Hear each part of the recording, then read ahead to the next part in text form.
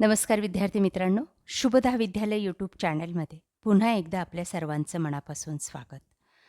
आज आपण इयत्ता 12वीच्या वर्गाचा पॉलिटिकल सायन्स राज्यशास्त्र या विषयाचा तास घेत आहोत आणि या तासाला आपण राज्यशास्त्राचे 18 फेब्रुवारी 2026 रोजी झालेला बोर्ड पेपर आणि त्याची उत्तरपत्रिका आपण या ठिकाणी सोडवणार आहोत. ही उत्तरपत्रिका तुम्ही पाहिल्यामुळे तुम्हाला या आजच्या पेपरमध्ये किती मार्क्स मिळतील, आपण लिहिलेलं उत्तर कितपत बरोबर आहे, ते कळणार आहे. त्याचबरोबर यापूर्वीच झालेले जे काही मराठी, इंग्लिशचा पेपर होता आपला, त्याचीसुद्धा प्रश्नपत्रिका आपल्या चॅनलवर अपलोड केलेली आहे उत्तरासहित. तीही आपल्याला पाहायची असेल तर डिस्क्रिप्शन बॉक्समध्ये दिलेली प्लेलिस्ट अवश्य पहा. तत्पूर्वी मित्रांनो, आपण नवीन असाल, अजूनही चॅनलला आपण सबस्क्राईब केलं नसेल तर चॅनल सबस्क्राईब करून बेल आयकॉनवर क्लिक करा. म्हणजे यानंतर होणाऱ्या सर्व पेपरच्या प्रश्नपत्रिका, IMP क्वेश्चन्स आपल्याला सहज उपलब्ध होतील.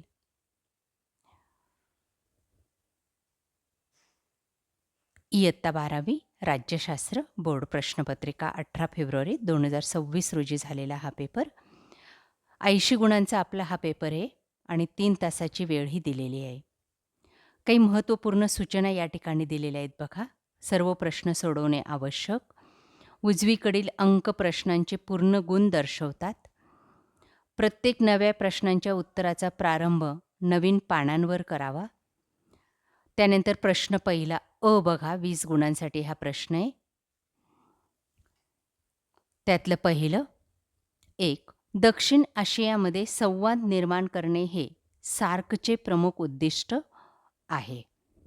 5 गाळलेल्या जागा आपल्याला या ठिकाणी दिलेल्या आहेत अ भागामध्ये आणि 4 पर्याय आहेत. त्यापैकी अचूक पर्याय आपल्याला निवडायचा आहे आणि पहिल्या गाळलेल्या जागाचा पर्याय आहे सार्क.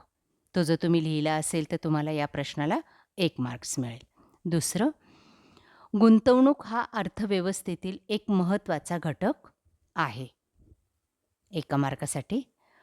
तिसरं, 1972 साली संयुक्त राष्ट्रांची मानवी पर्यावरण विषयक परिषद स्टॉकहोम येथे झाली, 3रा पर्याय. 4. महाराष्ट्र राज्यामध्ये प्रथम लोकायुक्त ही संकल्पना राबवली.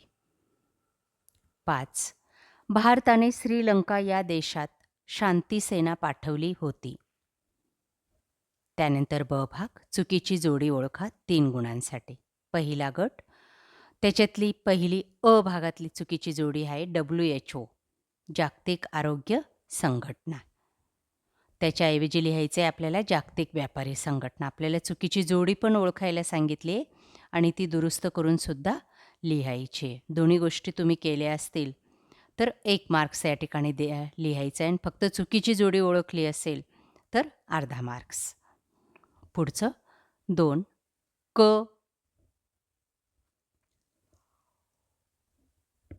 बेस्क्यू फादरलँड लायब्ररी लिबर्टी पोर्तुगाल, त्याच्याऐवजी स्पेन पाहिजे होतं. क ही जोडी चुकीची आहे. तिसरा आहे अ ही जोडी चुकीची आहे. राष्ट्रीय अनुसूचित जातींसाठीचा आयोग, महिलांच्या तक्रारीचे निवारण ही चुकीची आहे. त्याच्याऐवजी पाहिजे अनुसूचित जातींच्या हक्कांचे निवारण. त्यानंतर क भाग, योग्य पर्याय निवडून विधाने पूर्ण करा 4 गुणांसाठी. 1. या कंपनीचे एका राष्ट्रात मुख्यालय असते, परंतु ती अनेक देशात कार्यरत असते. उत्तर आहे बहुराष्ट्रीय कंपनी. 2. 1990च्या दशकात काश्मीरी पंडितांनी काश्मीरमधून स्थलांतर केले कारण तेथे इस्लामिक आक्रमकता वाढली. ब पर्याय बरोबर आहे. आपण या क भागामध्ये 4 गुणांचा प्रश्न आहे आणि जर आपण अशा पद्धतीने पर्याय लिहिले असतील तर 4 पैकी 4 गुण हे काउंट करायचे आहेत. तिसरं बघा, स्वीडनमध्ये लोकपाल कार्यालय ॲम्बुड्समन म्हणतात. अ पर्याय. 4. भारत पाकिस्तान दरम्यान संबंध सुधारण्यासाठी केलेला महत्त्वाचा करार म्हणजे सिमला करार. क पर्याय लिहायचा आहे. त्यानंतर ड, दिलेल्या विधानांसाठी समर्पक संकल्पना लिहा 4 गुणांसाठी. पहिलं, 3 पारंपरिक आर्थिक क्षेत्रांपैकी तिसरे क्षेत्र. उत्तर आहे तृतीय क्षेत्र. 2. राज्याच्या निर्णय प्रक्रियेतील लोकांचा सहभाग. उत्तर आहे लोकशाही. 3. अल्पसंख्याकांच्या तक्रारीचे निवारण करण्यासाठीचा आयोग. उत्तर आहे राष्ट्रीय अल्पसंख्याक आयोग. 4. जगात प्रचंड प्रमाणात मालवाहतूक करणारी जहाजे. उत्तर आहे मालवाहू जहाजे. या पद्धतीने उत्तर लिहायचे. त्यानंतर गटात न बसणारा शब्द ओळखा व लिहा. 1. रशिया, युक्रेन, ताजिकिस्तान आणि चेक गणराज्य. उत्तर आहे ताजिकिस्तान. 2. युनिलिव्हर, बजाज, अमूल, गोदरेज. उत्तर आहे अमूल. 3. हवामान बदल, जंगलतोड, कचरा व्यवस्थापन, महिला सक्षमीकरण. उत्तर आहे महिला सक्षमीकरण. 4. राष्ट्रवाद, दहशतवाद, नक्षलवाद, उग्रवाद. उत्तर आहे राष्ट्रवाद. प्रश्न दुसरा, संकल्पना चित्र पूर्ण करा. 9 गुणांसाठी हा प्रश्न आहे दुसरा. त्यातला अ भाग 4 गुणांसाठी. बघा ती संकल्पना. पर्यावरणाशी निगडीत समस्या. हवामान बदल, जंगलतोड, कचरा व्यवस्थापन आणि प्रदूषण. त्यानंतर ब भाग. खालील नकाशाचे निरीक्षण करून पुढील प्रश्नांची उत्तरे लिहा 5 गुणांसाठी. शेंगेन क्षेत्र, त्याचा नकाशा दिलेला आहे आणि त्यामध्ये आपल्याला विचारलेल्या प्रश्नांची उत्तरं लिहायची आहेत. बघा या ठिकाणी सूची पण दिलेली आहे. ती सूची पाहून आपण उत्तरं लिहायची. शेंगेन आणि युरोपियन युनियनचे सदस्य. दुसरं आहे शेंगेनचे सदस्य नसलेले युरोपियन युनियनचे सदस्य. कलर बघा त्यांचा. आणि 3 डार्क कलरमध्ये जे दिले आहेत ते युरोपियन युनियनचे सदस्य नसलेले शेंगेनचे सदस्य.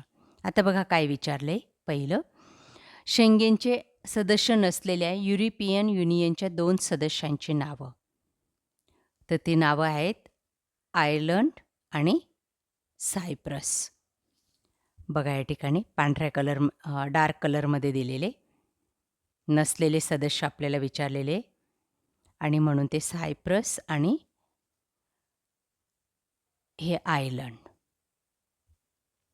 पुढचा प्रश्न, युरोपियन युनियनचे सदस्य नसलेल्या शेंगेनच्या 3 सदस्य देशांची नावे.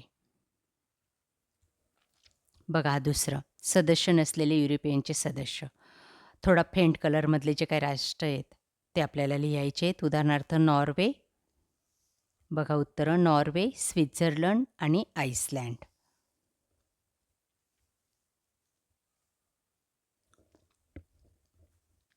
इकडं आइसलँड.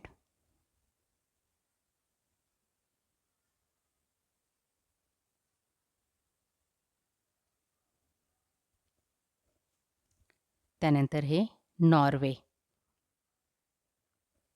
आणि हे स्वित्झर्लंड. या पद्धतीने उत्तरं लिहायची आहेत. त्यानंतर प्रश्न तिसरा बघा. ही जर उत्तरं तुम्ही लिहिली असतील तर तुम्हाला या प्रश्नाचे 5 गुण नक्की मिळतील. प्रश्न तिसरा हा 10 गुणांसाठी आहे. चुकीबरोबर ते सहकारण लिहा, कोणतेही 5. पहिलं, जागतिकीकरणात बिगर सरकारी संस्थांचे महत्त्व कमी झाले आहे. उत्तर आहे चूक. दुसरं, भारतात नियोजन आयोगाची स्थापना कृषी विकासाला प्रोत्साहन देण्यासाठी झाली. उत्तर आहे चूक. तिसरं, राष्ट्रीय एकात्मता प्रस्थापित करण्यासाठी आणि समाज परिवर्तनासाठी लोकशाही आवश्यक आहे. उत्तर बरोबर. 4. दहशतवाद म्हणजे समाजात दहशत भीती निर्माण करणे होय. बरोबर. 5. सुशासनामध्ये नैसर्गिक संसाधनांचा कुशलतेने वापर केला जातो. बरोबर. 6. अलिप्ततावाद हे भारतीय परराष्ट्र धोरणाचे महत्त्वाचे वैशिष्ट्य नाही. चूक. 7. नाटो ही आर्थिक संघटना आहे. चूक. बघा या पद्धतीने आपण हा जो काही 10 गुणांचा प्रश्न आहे तो लिहायचा होता. आता चूक की बरोबर जर तुम्ही फक्त ओळखलं असेल, तर त्याला 5 गुण आहेत आणि ते सहकारण स्पष्ट केलं असेल तर पूर्ण 10 गुण द्यायचे आहेत. आपण कसं उत्तर लिहिलंय त्यावर आधारित या प्रश्नाचे गुण कॅल्क्युलेट करा. प्रश्न 4 बघा. खालील विधानांचा सहसंबंध स्पष्ट करा 9 गुणांसाठी.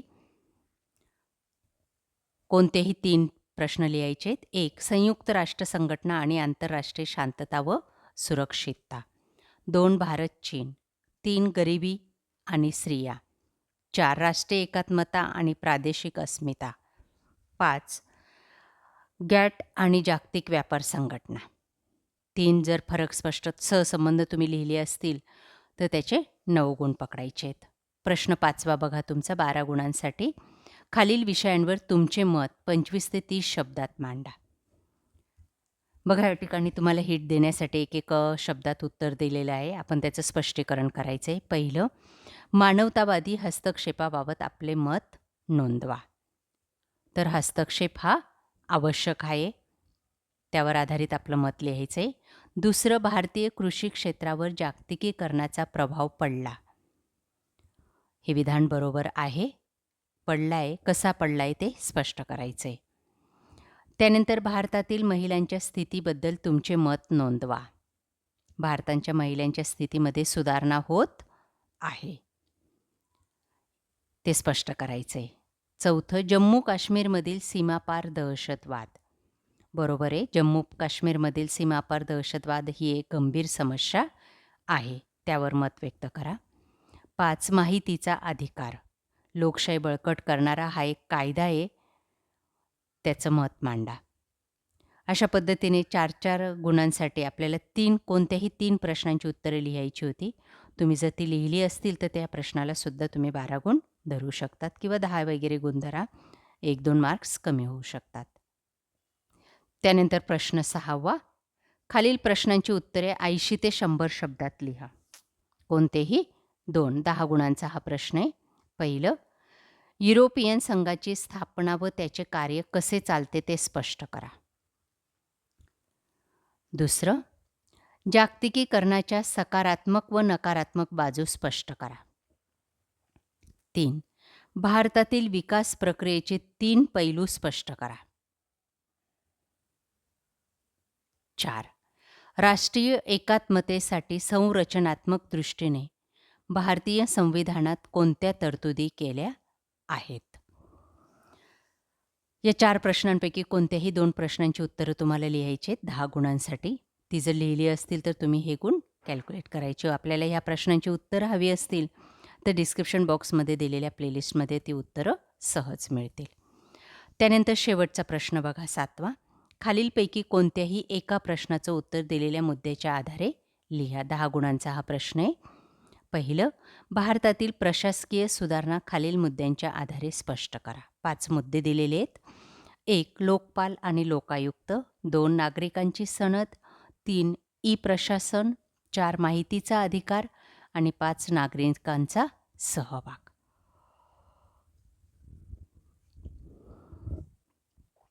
पाचही मुद्दे आपण 2-2 गुणांसाठी स्पष्ट करायचे आहेत. किंवाचा प्रश्न आहे, भारताच्या परराष्ट्र धोरणाला प्रभावित करणारे घटक स्पष्ट करा. 1. भौगोलिक घटक. 2. आर्थिक घटक. 3. ऐतिहासिक घटक. 4. राजकीय घटक आणि 5. आंतरराष्ट्रीय व्यवस्था. दोघांपैकी एका प्रश्नाचं उत्तर तुम्ही लिहिलं असेल तर 10 पैकी गुण हे घ्यायचे आहेत. अशा पद्धतीने विद्यार्थी मित्रांनो, आज आपण इयत्ता 12वीची राज्यशास्त्र या विषयाची बोर्ड प्रश्नपत्रिका उत्तरासहित या ठिकाणी सोडवलेली आहे. आपल्याला हा व्हिडिओ नक्कीच उपयोगी ठरणार आहे. यासारखे नवनवीन व्हिडिओ पाहण्यासाठी आपल्या चॅनलला सबस्क्राईब करून बेल आयकॉनवर क्लिक करा. थँक्यू.